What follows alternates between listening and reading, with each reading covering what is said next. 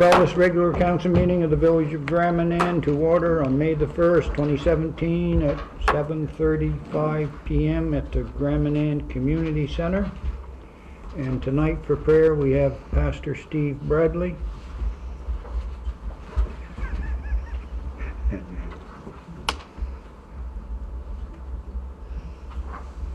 I just say how much I appreciate you allowing pastors to come and do this. Not every community allows that, and so I'm thankful for that. And that lady right there called me a troublemaker on her way by, so I pray for her too.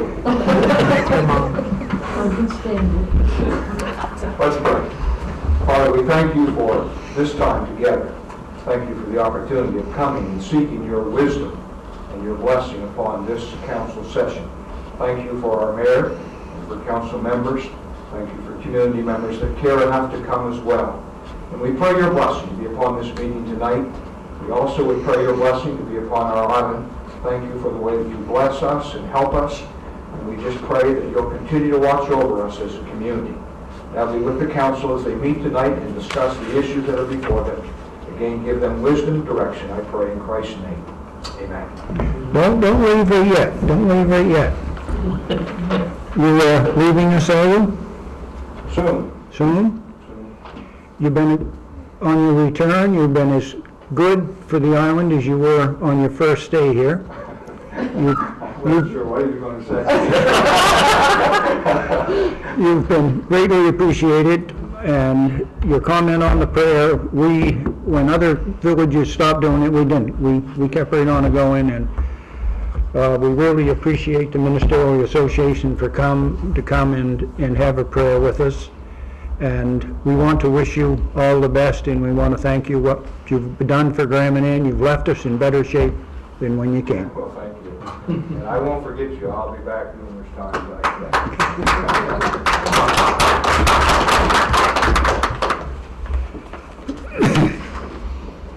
Good evening, ladies and gentlemen. The week of April the 17th to April the 21st, the Telegraph Journal had articles for 3 days about Manan. One of the articles were on the editorial page about the economy of Manan and entrepreneurs who were invested in industry on Manan and the resilient fishery. Another was on the fishery and the effects it had on the economy of our island.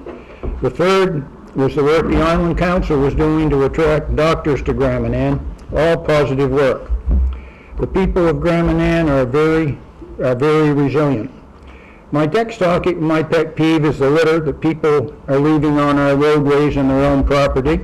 We should be very proud of our island and do everything possible to protect the environment. It's a disgrace to see the cans and bottles, coffee cups and cigarette packages that are thrown out of vehicles and the garbage that blows off of vehicles on the way to the transfer station. The village supports a ditch cleaning effort every year, and this is very disheartening to see people that don't care about the beauty of our islands. So let's try to stop the littering, and let's make a better effort towards protecting our environment. The next thing is the disclosure of conflict of interest. The adoption of the minutes of April the 3rd, 2017 and the April 11th, 2017 special meeting.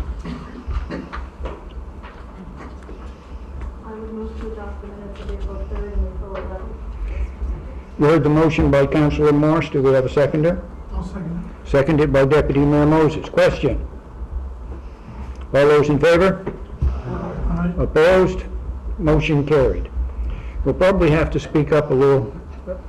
Dalton was saying some of the mics aren't working. So we'll see the best that we can. Additions to the agenda. The next is the RCMP report, and we have Constable Corey Bryant with us tonight. Hi there, thanks for having me. These are the numbers for April 2017. We had 10 criminal code offenses, 1 for assault, 1 for criminal negligence, 1 sexual assault investigation, 1 theft of vehicle, 2 impaired driving, 1 theft under 5,000, one driving while prohibited, and one fraud less than $5,000. Federal statutes, we had 2, one for possession and another for another type of possession. Other offenses investigated or calls that came in, 23 calls. 4 for abandoned 911, 3 for general assistance, 2 assistance to other departments, 1 crime prevention, 1 animal call, 2 fire prevention act, 1 item lost or found, 1 missing person, 1 mental health, 1 suspicious person, 6 police certificates. Provincial statutes, there was 36, 2 check stops, 31 tickets or warnings, 2 traffic violations, other, 2 traffic collisions, property damage, and 1 failure to stop and remain.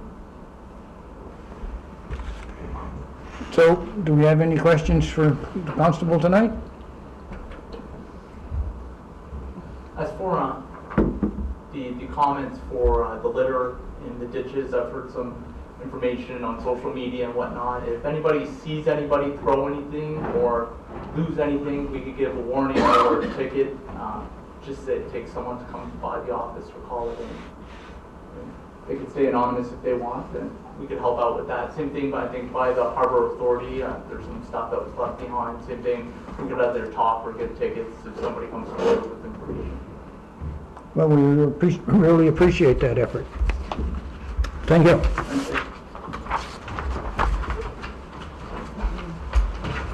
Now, the next item is the 10-minute open session.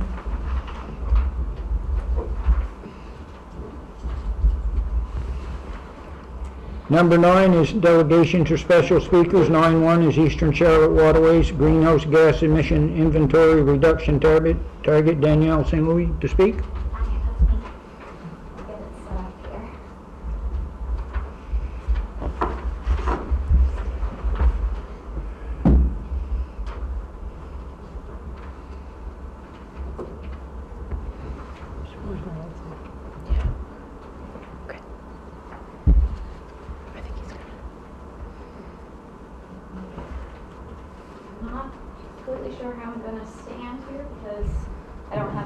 Stand up, stand. Anywhere, that's fine. Try and stand and, oh, that's not on yet.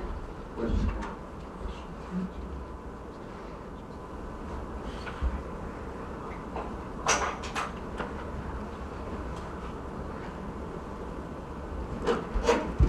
you go. It'd be nice if you can see the presentation. So my name is Danielle St. Louis, and I'm a project coordinator with Eastern Charlotte Waterways, and we're located in Blacks Harbor. It would have been my boss, our executive director, Donald Lorne, who gave a presentation to you guys back in July of 2016 about the Partners for Climate Change Protection Program, and you guys agreed to join that program, so this is just an update on the progress that we've made so far with that program. If you guys don't remember, we received around $30,000 from the Environmental Trust Fund to do this program with all our municipalities in Charlotte County, the local area. So you guys were one of them that we're working with. So this is just a little update on what we're doing and the next steps. Just overview of tonight, I'm going to talk a little bit about the Partners for Climate Protection Program, the results from Milestone 1, as it's a flag milestone process, and milestone 1 includes the greenhouse gas emissions. Probably if that microphone was the one that's behind you, if that was up closer to you. Right there.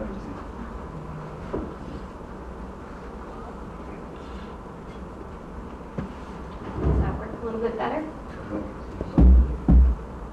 That one's not working either. That's not working? No. I'll try and yell. Okay. You're a pretty quiet person anyway. Yeah, so we're going to go over the results and then the next step. So how to get to milestone 2 and 3. All right, so the Partners for Climate Protection Program is administered through the Federation of Canadian Municipalities. As you can see, there's over 300 members across Canada, so that's 300 municipalities across Canada that have joined this program. It's been running since 1994, I believe. There's been over 800 projects trying to reduce your greenhouse gas emissions related to this program. $2.3 billion those projects are worth, and so far there's been 1.8 megatons of greenhouse gas emissions produced through this. Arlene, sit down at the end of the table. And yeah, there's 44 members in New Brunswick that have joined this program. You might have recently heard in the news there's just 11 members that recently joined through the Union of New Brunswick Municipalities, I think it's called. Yeah, they just recently joined it along with our 4 municipalities in the area, and the town of St. Andrews is also a member. And 26 of them have so far reached milestone 3. So you can see there that milestone 3 is developing a local action plan. So how to reduce your greenhouse gas emissions and ultimately save money. So there's tons of benefits of joining this program. You get access to a network of all the members, so you can hear those stories, lessons learned, what they have done in other municipalities to reduce their emissions. There's tools and resources, so I've been using the online tool where I can just enter all the data, and it gives you an output of what your emissions are. And you can use that for years to come as well, so you can track your emissions and see if they go up or down. It's a great tool. And yeah, also recognition. I'd really like to highlight some of the work that you guys have been doing here in Grand Manan, because you've been doing a lot of good work over the years, and a lot of times you can submit the things that you've been doing to the program, and they highlight you on their website, and that's great. And also access to funding. Being part of this program, it really gives you better access to some of the Federation of Canadian Municipalities funds that they have. Yeah, you guys joined in July 2016. So milestone 1 involves quantifying the greenhouse gas emissions for both the corporate, so this includes the municipal, just the municipal operations, and then also for the community. So the corporate, as I said, it looks at the municipal operations, and this includes gathering data, so your electricity bills, your fuel bills, and everything. And Amy was great to be able to gather all those for me and provide me with those, so that was great. And you look at your buildings, so your electricity usage in your buildings, your vehicle fleet, street lights, and you guys are, well, pretty fortunate, I guess, that you don't provide water and sewage services, because a lot of times that's often very costly for municipalities and also increases your greenhouse gas emissions. Then for the community, it's often based on Stats Canada, population-based, how many households. But also NV Power provided us with electricity consumption for different sectors, so for the commercial, the residential.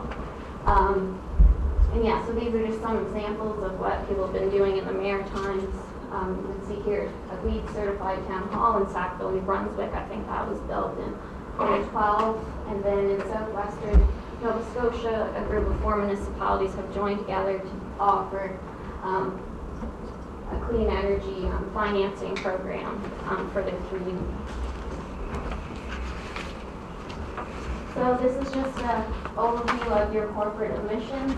In total, you guys have, this is for 2015, so this is the data that Amy was able to provide us with. And in total, it's 303 tons of greenhouse gas emissions, and this is pretty kind of on the low side for a municipality of your size, just due to the not offering the water and wastewater services.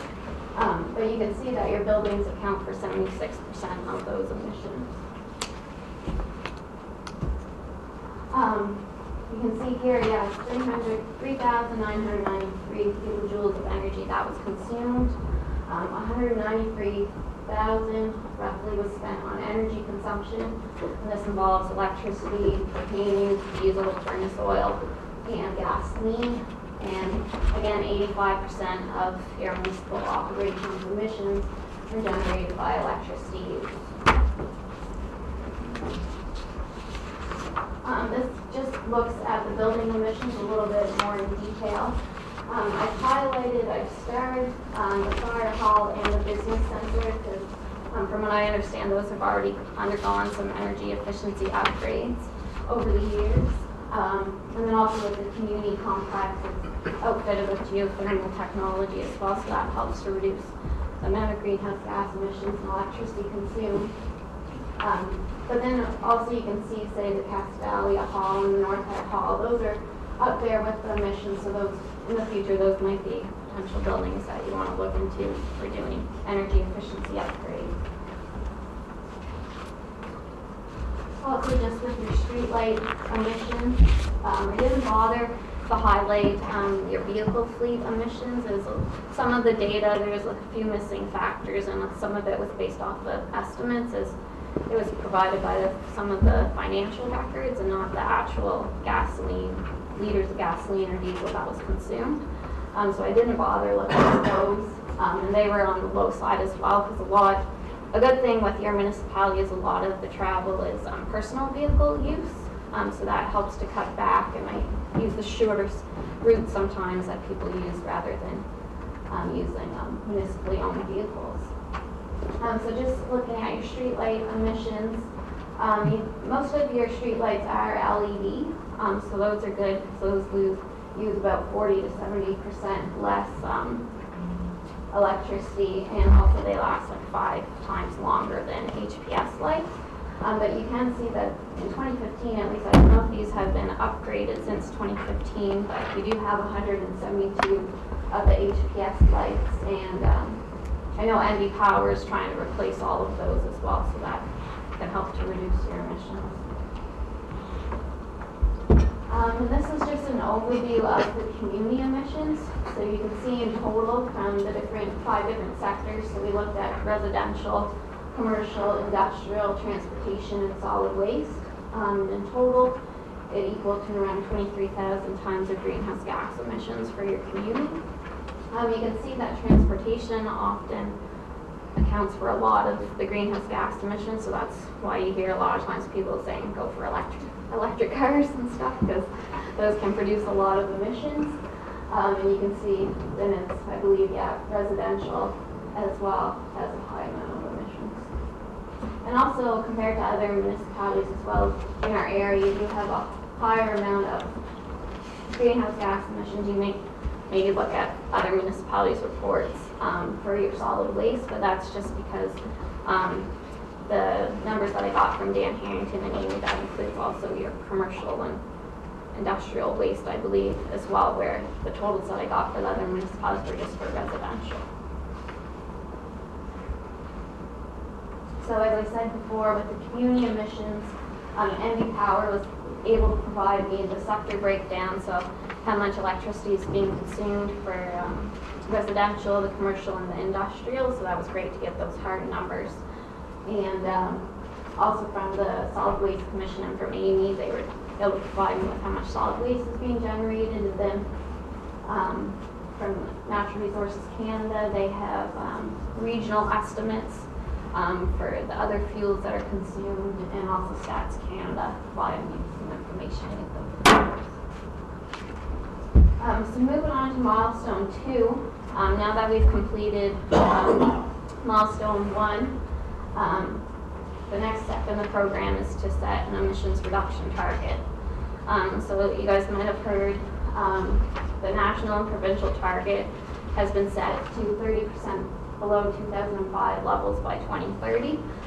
So federal government and provincial government has set a hard target, and I think they've even set it to 80% below those levels by 2050. So everyone's trying to move in the direction of reducing the greenhouse gas emissions.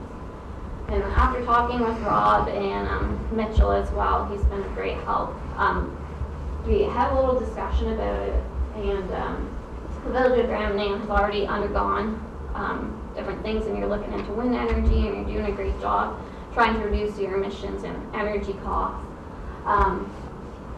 to reduce your greenhouse gas emissions. So we were talking about you don't maybe need to set like a 30% reduction might be a little bit of an aggressive target. So we were thinking around 20% reduction target for the Village of Grand Manan. It'll be more feasible. And also adopted targets, they're not binding, and they can be revised during the development of a local action plan. So a lot of times municipalities, when you really look into it, say, well, maybe we can't reach this after exploring all your options. So that can be changed and a new target can be agreed on. And the next step in the program, you need to, it's requirement to have a reduction target. And often a reduction target demonstrates your commitment and credibility to the program, and also the stakeholders, funders, and investors.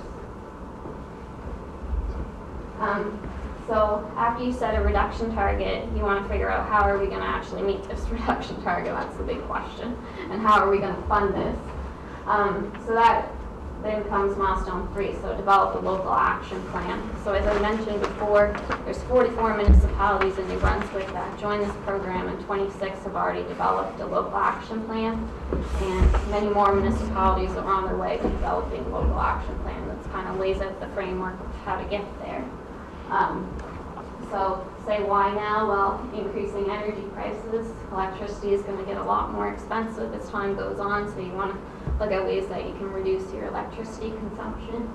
Advances in technology, things are getting cheaper, solar energy, wind energy, electric cars, and the federal and hopefully provincial government will hear soon about available funding as well. But I'll talk a little bit later about the funding opportunities through the federal government. And local action planning involves engaging with community stakeholders and external consultants. So a lot of times municipalities will form a committee to work on this, and you include representatives from NB Power and other consultants to really try and identify ways that you can reduce your energy costs. And we're going to be applying for funding, again, from the Environmental Trust Fund to lead the development of local action plans across Charlotte County for our municipality. So to develop the plan will be no cost to you guys. So benefits of a local action plan, of course, energy cost reduction is the big one, energy independence and security, efficiency and conservation, environmental benefits, reducing greenhouse gas emissions, and again, it demonstrates your commitment. These are just a couple of examples of actions that you guys might be able to consider. These aren't obviously hard or anything, but these are just some examples from other municipalities that you might see. So energy audits for some of your facilities that you haven't done energy audits on yet. Installing automatic thermostats, you guys might already have those, I'm not sure. But maybe installing electric vehicle charging stations, active transportation plans. So this is just both for the community and for the corporate. Renewable energy feasibility studies, also public education as well. We've already applied for funding to do kind of weatherization workshops in the municipalities in our area. So hopefully we'll hear back soon, and we can do one on Grand Manan to help educate the public on how to prepare their homes better, insulate them and everything. Yeah, there's all kinds of different options that you guys can take to reduce your emissions. These are just some funding opportunities. So through the provincial government, there's the NB Power Commercial Retrofit Program, and I think that's probably the one that you guys used. It used to be, now it's through NB Power, it used to be run through that Efficiency New Brunswick, so I think that's the program that you guys probably went through before. And then, of course, the New Brunswick Power Locally Owned Renewable Energy Small Scale Program. That's a long one. I think that's what you guys are using, going through for your the wind development. And also the New Brunswick Environmental Trust Fund. So this is what we've been applying for to get money to do this with you guys, but it's also open to municipalities as well. And then the federal government, the Green Municipal Fund has been around for a long time through the Federation of Canadian Municipalities. So they fund capital projects and also feasibility studies. But the most recent one that they just announced is the Municipal Climate Innovation Program. And that was just announced in April. So this is solely dedicated to doing action plans and feasibility studies. And it provides up to $175,000 for municipalities.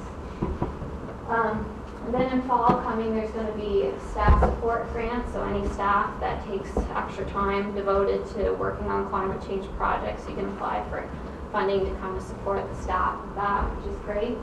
the gas tax fund, which I'm sure you guys are familiar with, Building Canada Fund, and then also the Eco Action Community Funding Program is another one that we're eligible to apply for. Questions? I tried to make it quick because it's long. But if anybody has any questions, I guess one of the main reasons I am here today is for milestone 2. I'm hoping that you guys will be able to adopt a reduction target so we can move forward with the program. And as I said before, it's not legally binding or anything like that, and we can change it as we move forward if we determine, well, gee, we can't get 15% reduction. Well, we'll just have to change it. But I think just from our experience, it looks good if you go high for your reduction targets. It looks good for potential funding and better access to it. Shows your commitment. We're a quiet bunch, I guess. Yeah, everybody's quiet tonight. So you're looking for that type of emotion, are you looking for that tonight, or are you looking for that down the road, or what's your objective here tonight? I'm looking for it tonight, if possible. I think Amy included it in the package. It should be in there.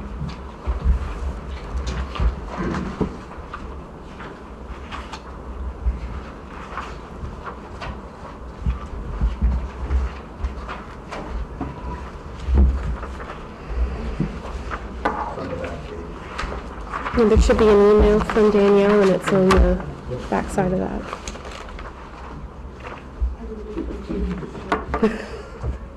It's okay.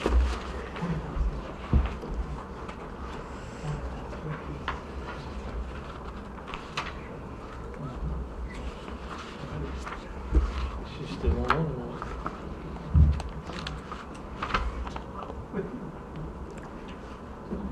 Did you find out what you wanted to know? Yes, it did. I just wanted to take it up. Okay. Is there, So I would like to make a motion that the Village of Grand Man, I'm gonna have to read this, endorses the recommendation by Eastern Charlotte Waterways and the PCP program of committing to reducing its greenhouse gas emissions from its municipal operations by 20% below 2015 levels. The baseline year by year 2030, a 20% reduction equals 61 tons. My eyesight apparently is bad. As participation in the PCP program is voluntary, the Village of Grand Manan Council may choose to revise its target or develop a local action plan. Is that what you're looking for? Yes, and then there's one for the community, which is the same. Point 2, in addition, the council endorses the community of Grand Manan residents, businesses, institutions, and industry voluntarily reducing emissions by 20% below 2015 levels by 2030 as recommended by the PCP program. The 20% reduction equals 4,675 tons. As participation in the PCP program is voluntary, the community of Grand Manan may choose to revise its target during the development of its local action plan. you heard the motion by Councillor Morris. Do we have a seconder? A second. Seconded by Councillor Fitzsimmons. Question? All those in favor? Aye. Opposed? Motion carried. Thank you for having me in. Thank you. Appreciate your commitment.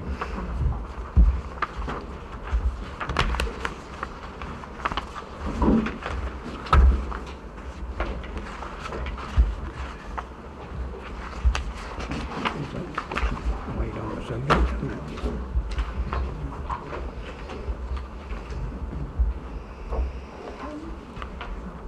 10, new business. 10-1 is unsightly premises, and it says Mayor Green to speak. The only thing that I have to say, there's been a lot of inquiries around. There's been a sign or two posted up there, and it's been roughly a year now since the place burnt down. So I'm going to turn it over to Rob. He's been in contact. Really? You're the guy that's on the phone.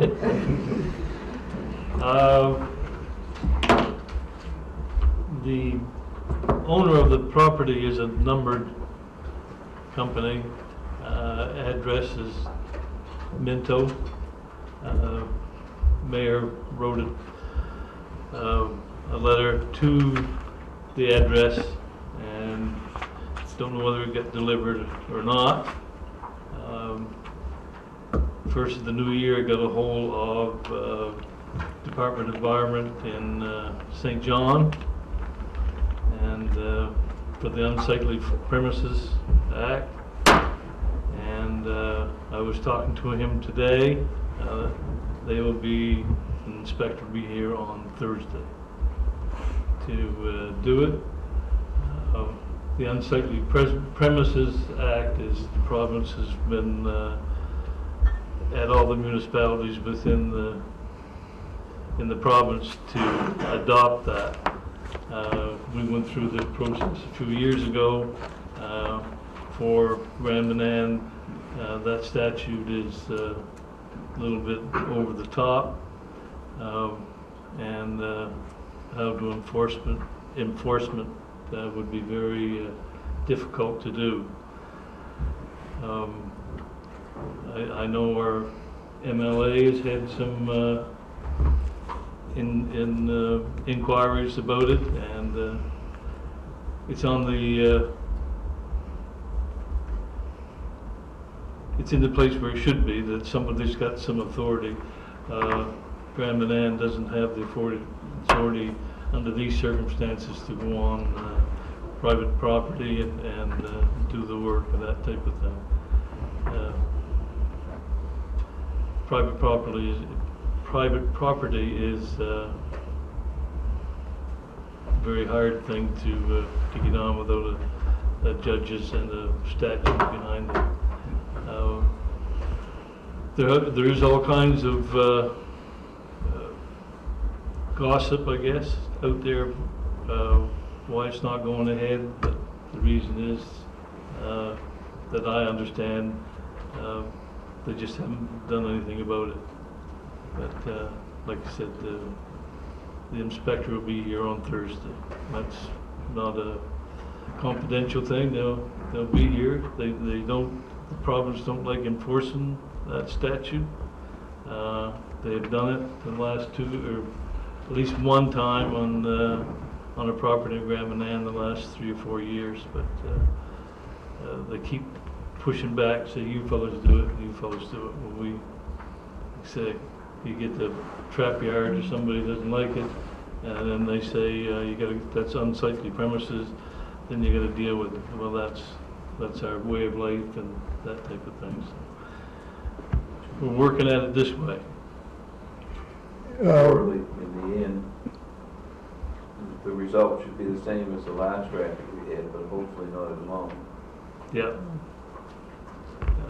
At least there'll be what he'll come down and he said unsightly premises, and then whoever owns the property will be given a work order or whatever to clean it up within 30 days. Now what happens after that, I don't know, but the statute allows the province come in, do the cleanup, and then they seize the property until the bill is done. There's St. Stephen and other people have done that type of thing, but it's very cumbersome and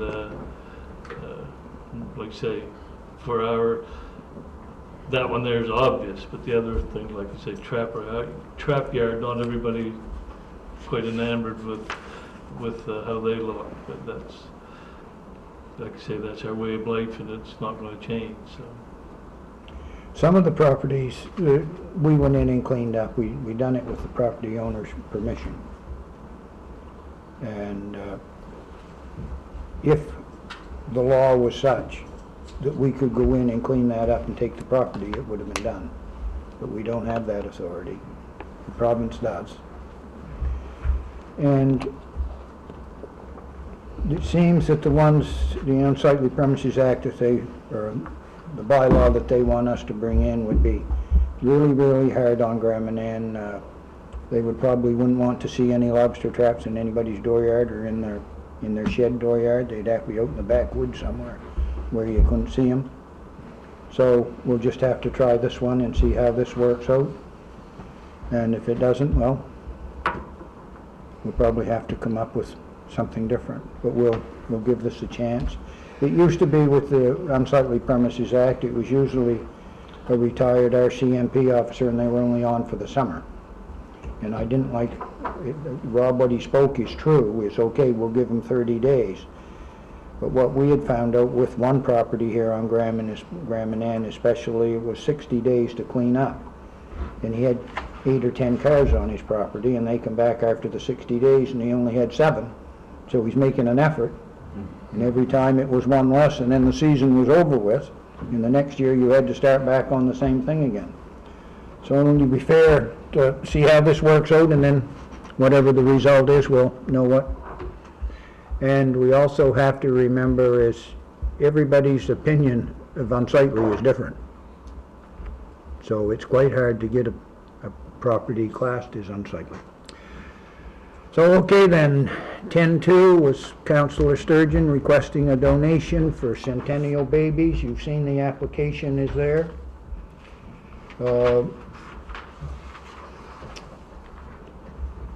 It is I would say a barbecue. It was between 5 and 7 p.m. on August the 5th at Victoria Park during Rotary Days. The event will start with a barbecue, a cake, and end with a group photo of all who were born in 1967, Canada's centennial year. Event will mark and honor the 150th year of Confederation, looking for $200 donation to help with the cost of cake and the barbecue.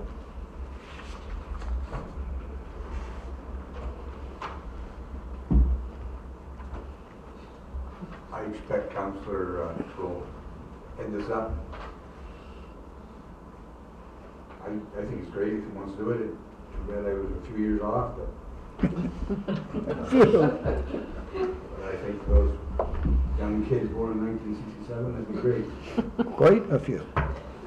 Well, yeah, quite a few kids. So I'll make the motion that we advance or put $200 towards the 1967 birth dates of the Manan people and to celebrate Canada's 150th birthday. You heard the motion by Councillor Cheney. Do we have a seconder? I'll second it. Seconded by Councillor Simmons. Question? All those in favor? Aye. Opposed? Motion carried.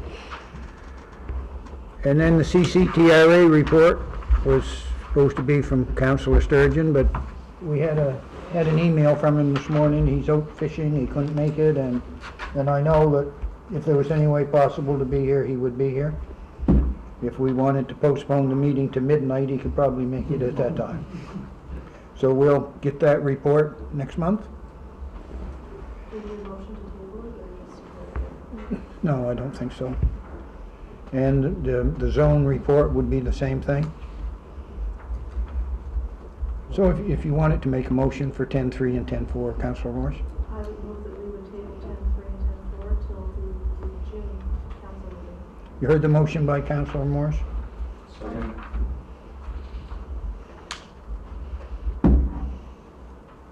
All those in favor? Opposed? I don't think there's any question on the table. No questions tabled, no. No. Okay. So we'll have that, and then the next one is 10-5, Walk for Alzheimer's, Councillor Turner. The Walk for Alzheimer's takes place on May 28th. It's a Sunday, and it's something where you can walk to raise the funds, but they are asking us for the $200 donation. The walk has been taking place for 14 years. Their slogan, or whatever you choose to call it, is Making Memories Matter, which I doubt if there's anyone in the room that hasn't had contact, at least, with someone who has had Alzheimer's, and it seems to be more prevalent all the time. So I think it would be a good gesture of support for something like this, a disease that impacts our community, pretty regularly. If we could donate the $200 to help them in their donations for this walk this year. So you're making that into a motion? I am. I'll second that. Moved by Councillor Turner, seconded by Deputy Mayor Moses. Question?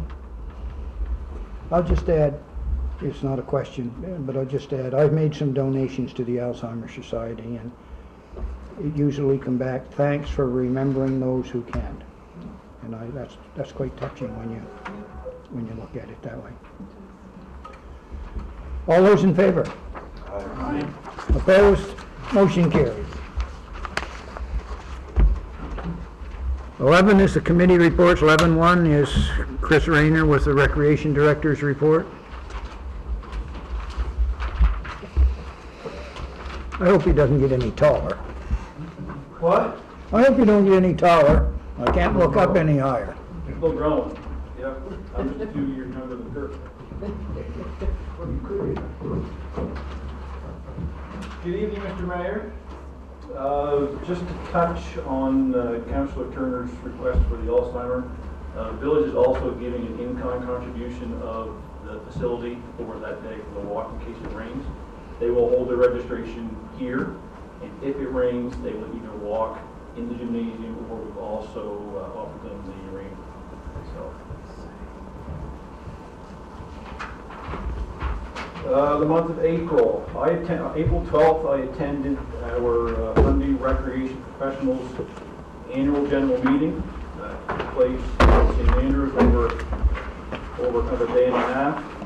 Some of the things that we had touched on during that meeting was the National Recreation Framework, summer staff training, Recreation of Brunswick updates, regional updates, the ongoing public EpiPen program. The town of Quispam is implementing a helmet policy for their arena. With their arena policy for the helmets, is going to say that absolutely no one is permitted on any of the ice surfaces in Quispam without a helmet on. Whether you are a volunteer, a staff member, whether it's for public skate or anything. So that was quite a bold movement by them for that. But starting in September of 2017, anybody on the ice in Quispam has to have a helmet on. Zamboni driver? Zamboni driver. Actually, the Zamboni driver, the staff of the arena for the last 2 years has had to wear the helmets. You can see them, they have the helmet right on the Zamboni, when they get off, they put the helmet on, they go to the ice, they shovel their snow, off they go, the helmet comes off. But they're not even going to allow the coaches during a minor hockey game to shake hands on the ice after the games. They'll have to make other arrangements to do so off the ice. We also went over kind of our 2017-2018 priorities and moving forward. So that was a good day with a lot of local recreation directors from all over the southern part of the province. It's always good to get together with these people. We all know Charles Benson, who used to live here. He's the recreation director for Rossay. It's always good to sit down with Charles and hear what they're doing. The recommendation, of course, Charles still has a heart for Grand Manan. He's always good to give his opinion on the way things should go, which is good. The summer season is soon going to be here. It's hard that is to believe with the weather we've had lately, but we had 5 applications for our lifeguards, 4 returning from last year and 1 new applicant. Unfortunately, we didn't have any applicants for the summer rec worker for this summer. Last week, we started working around the fields and the pool. Try to get a little early jump on them, as well as I've had a couple of meetings with the minor baseball. They were hoping to be able to get things started the week of May the 8th. But unfortunately, that won't happen with the weather that we've had. I would say it'd be at least the 16th, if not later, before they'll be able to start. The pool looks okay for a 50-year-old. It's got the usual wear and tear after a long winter. A lot of cement work is going to need to be done. But as usual, we won't know if there's any major catastrophes until we get the water in and things moving. But besides that, we don't anticipate anything. So hopefully we'll be ready for July 1st. While I was over at our recreation meeting, the province announced a new program for municipalities is for energy retrofit and energy efficiency of community centers. So basically, the province is looking to award municipalities up to $25,000 for energy efficiency. So a few months ago, we had a gentleman in to do a lighting analysis of the arena as well as the community center. It's basically to replace all of the fluorescents as well as the old metal halide with new energy efficient LED fixtures. So this new program would be great. We'll certainly be making an application for that. Hope we get some money to do that. Our Canada Day committee had our third meeting today. It's a great group of ladies and me. Glad you all know I get quite a voice of opinion there. But moving forward, everything looks like it's going to be a fantastic day. We're really excited. I'm hoping we're not kind of overdoing it on that day. We've got a full plan of activities from 7:30 until 10 o'clock, so hopefully we all survive.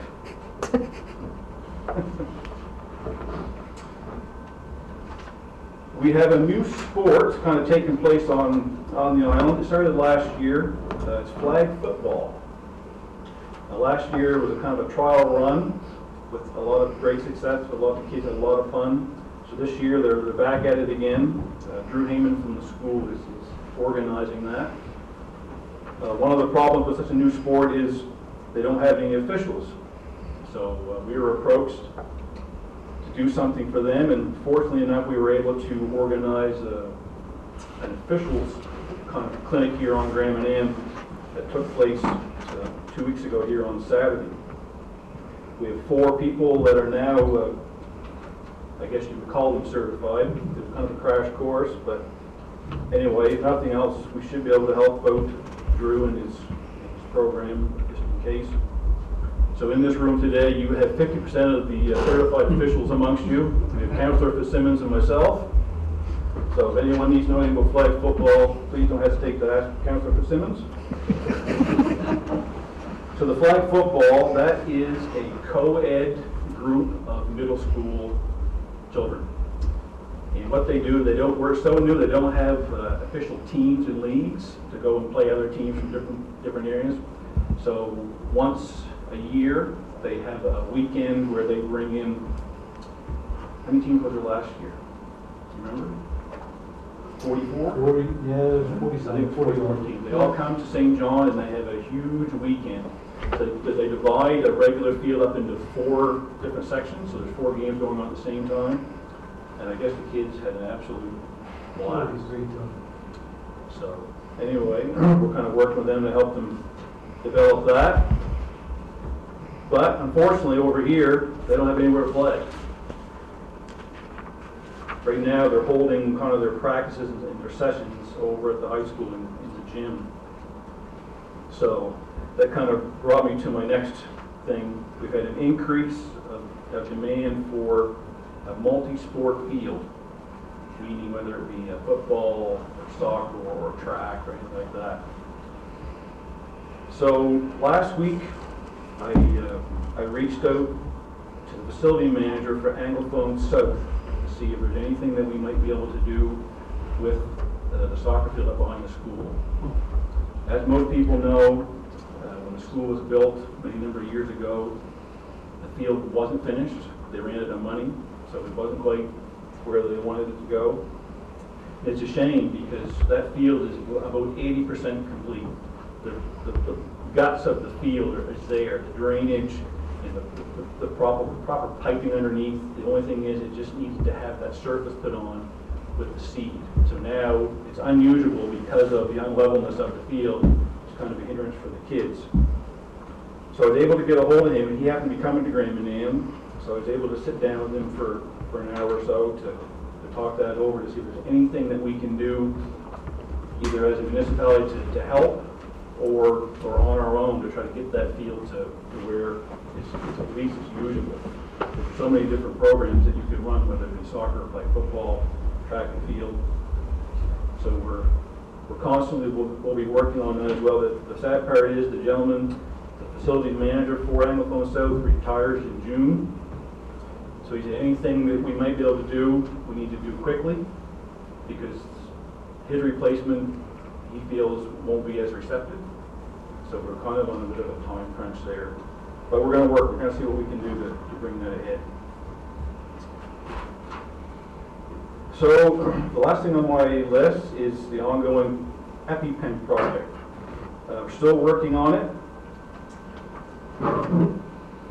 I have the cabinets. The cabinets came last week.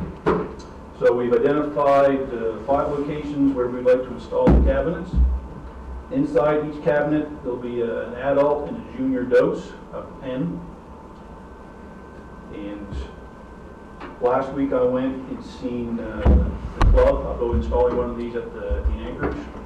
And as well as I went and seen Principal Cogswell at the school about having one installed there as well. Both were very receptive and thought it was a great project.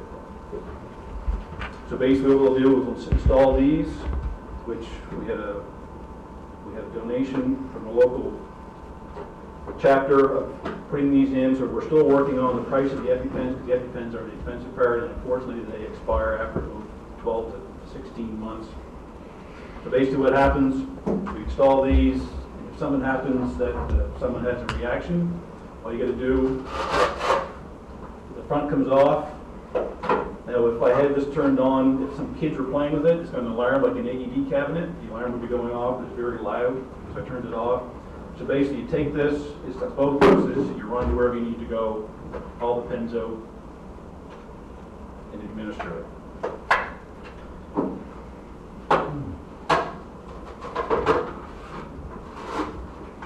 So we're still working on that. Hopefully it'll be in place by spring, late spring, right now. But hopefully before the summer season comes upon us with the tourism and things get full swing, that they'll be in place. So one of the things that they're working on right now is once we've identified, we haven't identified, but once these cabinets are installed, the company, this Be Ready, this is the nurse practitioner in Sussex that started all this. They're in the process of working with the company to have there's 150 of these cabinets going up to southern New Brunswick, between Sussex and St. Stephen. They're working with the company to have all 150 of these put on Google Maps, and those maps will be given out to the 911 dispatchers. So if someone happens to be in Seal Cove, has an allergic reaction, they pick up the phone, call 911, that dispatcher knows that the closest EpiPen station is at the Anchorage Park. So either that person can take them there, or 911 with the ambulance can stop either to get it, or if there's not enough time, they can stop on the way by. So, it's a great project. Hopefully it works. Any questions? Chris, would that not be standard equipment in an ambulance? No. Well, I asked that question to the paramedic. They have the epinephrine in syringe at the hospital.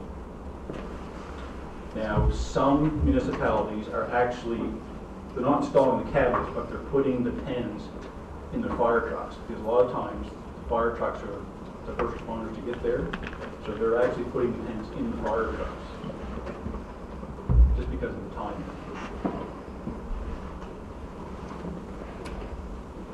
Would it be possible to have like maybe a little, like part of what Hallie does at the school or something, where they could show kids, like the older kids, if this happens to your friend, this is what you can do if there's one of these nearby, because a lot of kids would just freeze up. I mean, yeah.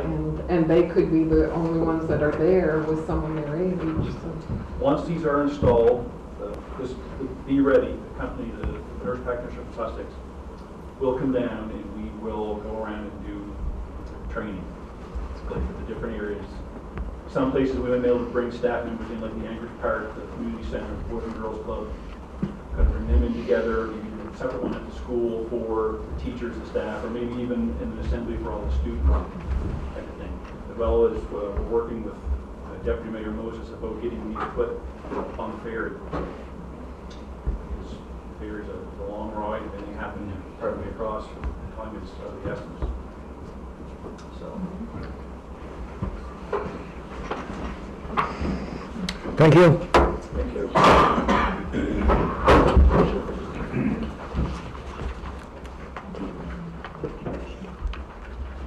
So 11.2 is the Health Committee report. As I had mentioned in my remarks that we had gone to Fredericton, and Councillor Turner is the chairperson of the Health Committee. I told the mayor it's a good thing I read the agenda because I didn't know I was on it. So, there isn't a lot really we can say about the meeting, except that it did seem to us that we were very well received, that they were very open to our concerns and very willing to do their best to address them.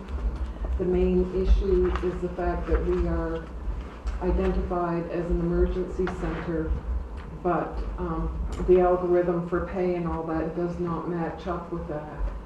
So it's not like we're asking for anything exceptional, anything special.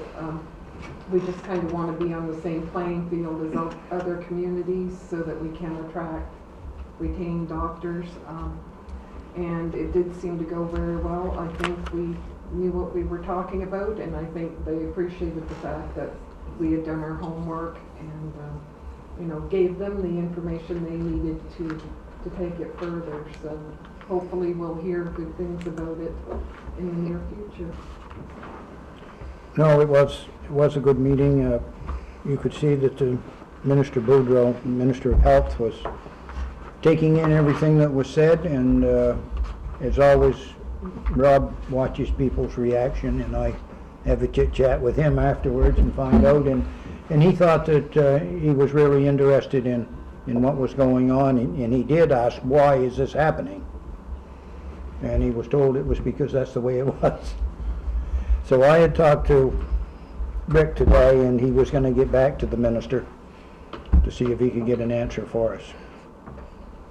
And we can go from there. But as Councillor Turner said, it seems that when we've been prepared, and it was Councillor Turner that done most of the work on the document that we had presented to him. And we've always seemed to have good luck with when we meet with those people because we have been prepared.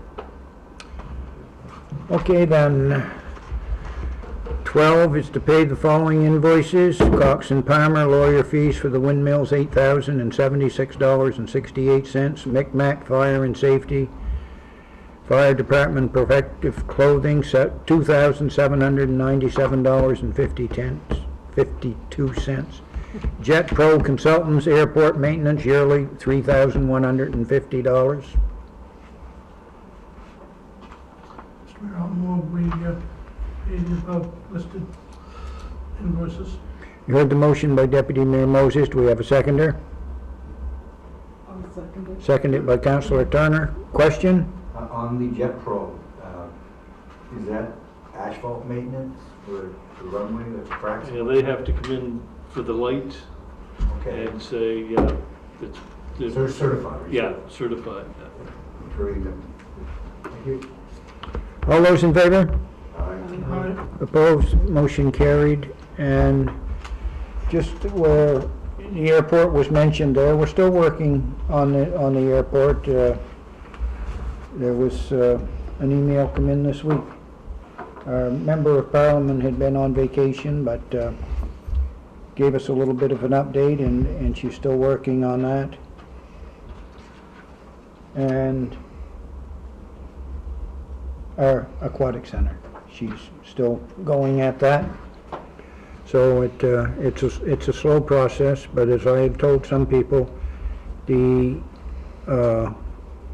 it's still our priorities, but we felt that the doctor issue was something that had to be resolved and resolved quickly. So now we can probably get back to our full attention to those two things. 13, closed session, property, doctor's housing. I move we adjourn closed You heard the motion by Councilor Morse, we go into closed session, do we have a seconder? Seconded by Councilor Fitzsimmons. Oh, you almost had a promotion.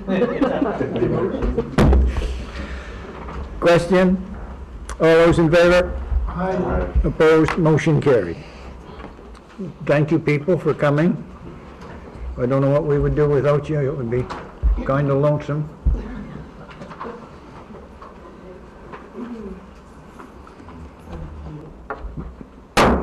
Call this meeting back to order after closed session, and we were in closed session to discuss housing for a doctor. Councilor Turner, chairperson, can probably comment. It was basically just discussion and the immediate need for housing for a doctor, and we're looking at a lot of different options and hopefully can come up with something suitable in the near future. Thank you.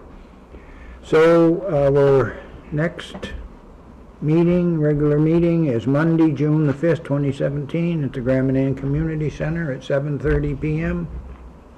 Move to adjourn. You heard the motion by Councilor Morse. Do we have a seconder? Second. Seconded by Deputy Mayor Moses. Good night. Thank you, Dalton.